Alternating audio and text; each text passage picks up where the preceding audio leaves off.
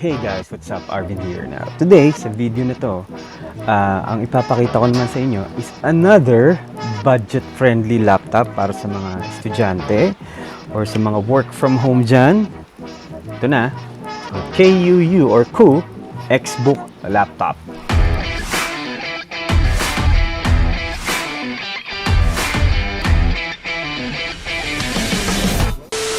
Okay, so ito yung kanyang box pagka na-receive nyo. So, protected siya na mabuti dahil may foam na makapal. At, okay, ito pa ulit, nakalagay siya sa pang box. Pero bago natin yan, tingnan natin ibang nasa box. Okay, warranty card.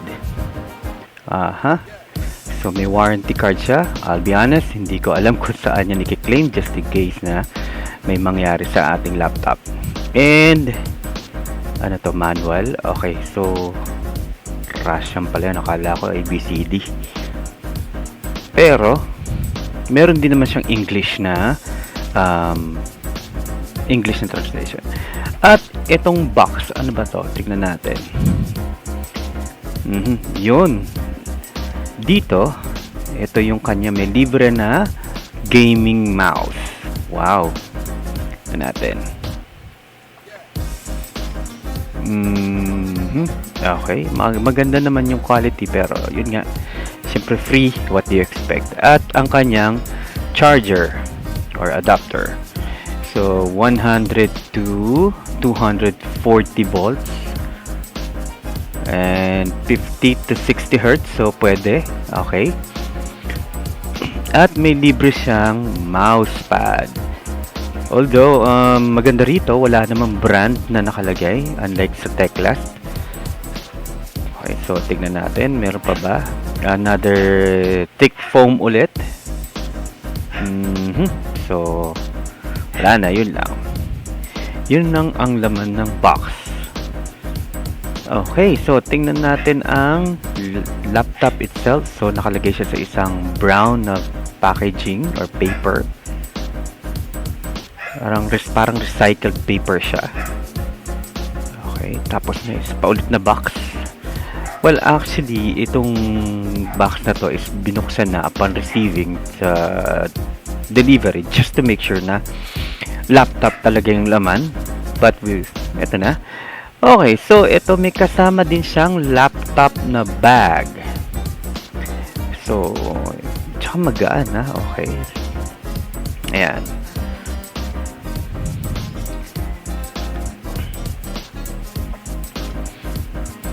Okay, so tingnan natin. At nasa loob nito yung laptop. Okay, so maganda naman yung quality ng laptop na bag. At teka ha, tingnan natin. Ganda ng tela sa loob ha. Paano ba tawag dyan? Velvet. Okay, sarap sa kamay ha. Mukhang safe na safe yung inyong laptop. Diba? Okay, so tingnan natin. Ito na si laptop. Meron siyang branding sa harap. Tapos yung tela na parang sobrang manipis na parang sa sapatos.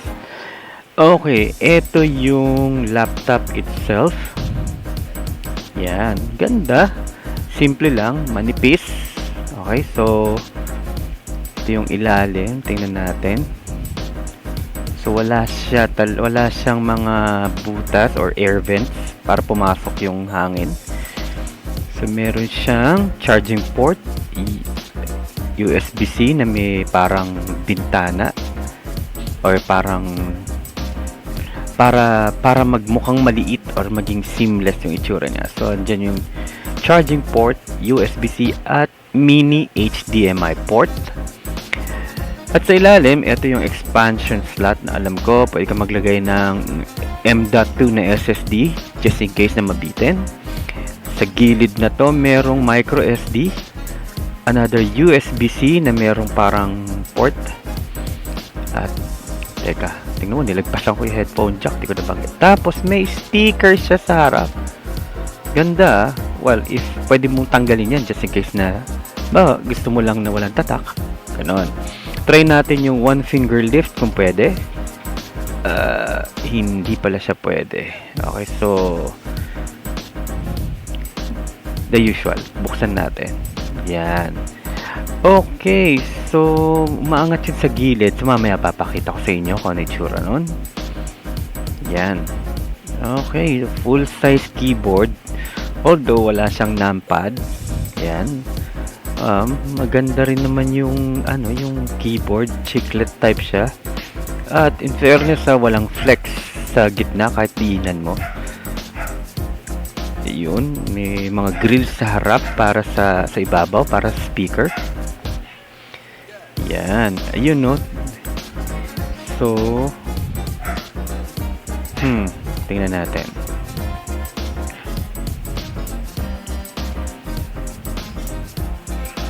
Okay, yan. Ito yung side niyan. Sobrang nipis. Unfortunately, hindi ko nasukat. Pero more or less the same as size ng MacBook Air. Ito yung sinasabi ko na magandang feature niya.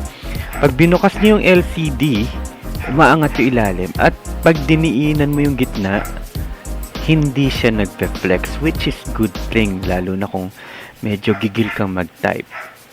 Okay, so yan, ang galing, di ba?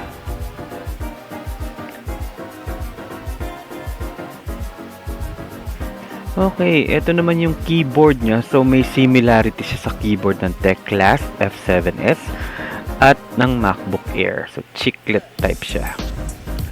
So ito yung itsura niya pagka nakabukas na.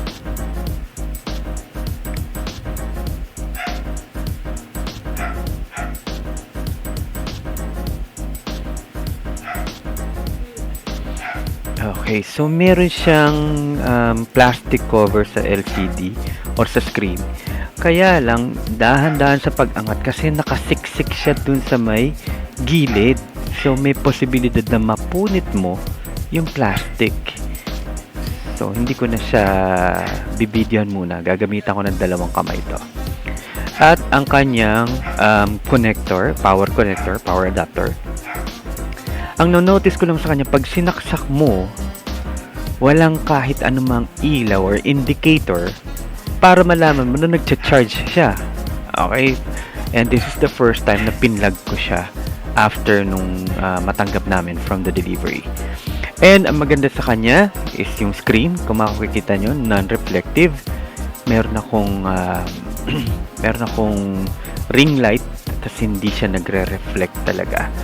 So maganda yan lalo na kung gagamitin natin sa labas.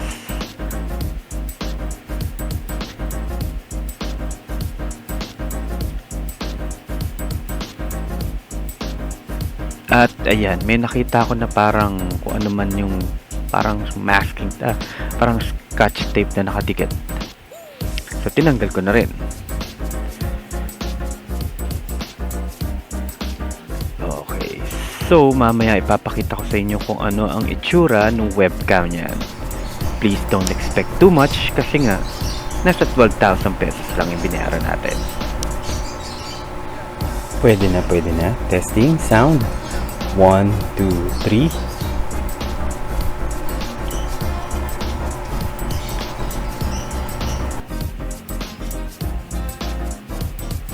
Okay, so try nating i-power on for the first time ang ating computer. At ayun, umilaw yung power indicator. And ang maganda sa kanya is wala pa siyang naka-setup ng kahit ano. First time setup lang to. Although napansin namin, meron naka-register agad na admin. So, tinanggal ko na lang. Please make sure na every time na pag meron kayong bagong computer or laptop, make sure na kayo ang unang gagamit ng or mag-create ng account. Dapat hindi pa siya active, hindi pa siya naka-open na ganyan. Kailangan magpupunta kayo sa process of parang installation ng operating system or yung setting up. Okay, so after using this KUU laptop, so maganda naman ang kanyang performance when it comes to yung build quality niya. Gawa siya sa plastic, though it's not hindi naman siya, doesn't look cheap na plastic. it's okay, maganda siya. Maganda naman yung build, pero hindi siya mabigat. So mas mabigat sa kanya yung tech class na F7S. And responsive naman siya, mabilis, considering this is also an Intel Celeron na CPU, 8GB of RAM, 118 na gigabytes na solid state drive. And performance wise, magaling, okay naman siya. Good for mga basic na paggamit, halimbawa sa word processing, or gagamit ka ng Microsoft Word, Excel, mga ganon, pwede yan. And also this very same video, itong video na to, dito ko inedit yon. Okay, so capable siya naman sa mga na mag-edit ng video. At maganda sa kanya yung features niya, sa mga features niya is yung hinge niya. Okay, so maganda ang ano niyan, especially pag pinatong niya, makikita niyo dito sa video, inaangat niya yung ilalim niya doon sa pinaka lamesa para yung hangin or malamigan yung ilalim, or doon man yung malamig na hangin sa ilalim. Okay, ang ating bagong review, ang Kuu Xbook na which was bought sa I think it's Lazada. Na-bought sa Shopee or Lazada. Can be bought sa Shopee or Lazada. But I will leave a link dito sa may description box just in case you are interested. And actually, this is kumbaga, I highly recommend also this Kuu Xbook laptop. Aside from, well, Teclas F7S, tested na namin ni Mrs. And up to this time, okay siya. I mean, maayos pa rin siya after more than a year or almost 9 months yata. So, okay yung Teclas F7S. And ito, since kaka-purchase pa lang to nung kapatid ng wife ko, she will be using this mostly for her work, word processing, mga online video streaming. We'll see. Pero nung tinesting namin to, nag-install kami nag-install siya ng Valorant. So she tested it for couple of minutes lang. Medyo hindi niya nagustuhan. Medyo mabagal daw. So, granted, considering this is less than 15,000 pesos laptop. Pero, ito, magagamit nyo na to for your online business, online work, especially sa mga estudyante. Ito, pinaka-budget. And pangalawa, since estudyante, let's say, malapit na ng face-to-face na, diba? Maganda to kasi magaan siya. Mas magaan siya kesa sa Teclas F7S. Although, quality niya is plastic. Okay? So, there you have it. By the way, thank you nga pala kay Elizabeth Balado Antawan for letting me unbox and do a review of this one. So, ako muna yung gumamit bago siya. Thank you, Bebet. And, by the way, shout out din kay Ran Soriano. Brad. Ayan. Ito, picture natin to with Kamikaze. Yeah. So, shout out sa'yo. Okay, so there you have it. Kung nagustuhan nyo yung video na to, or if you wanted to know more about dito sa laptop na to, Kuu laptop or Kuu laptop, don't forget to leave the comment at the comment section. And also, don't forget to subscribe, i-like nyo, tsaka share nyo na rin sa mga friends nyo, just in case naghahanap sila ng budget-friendly na laptop. Okay, and I forgot to mention also na this very same video na pinapanood natin nyo ngayon is edited gamit dito sa Kuu laptop. Okay, so pwede na siya. Okay, pwede sa mga budget friendly Okay, so see you all in my next video.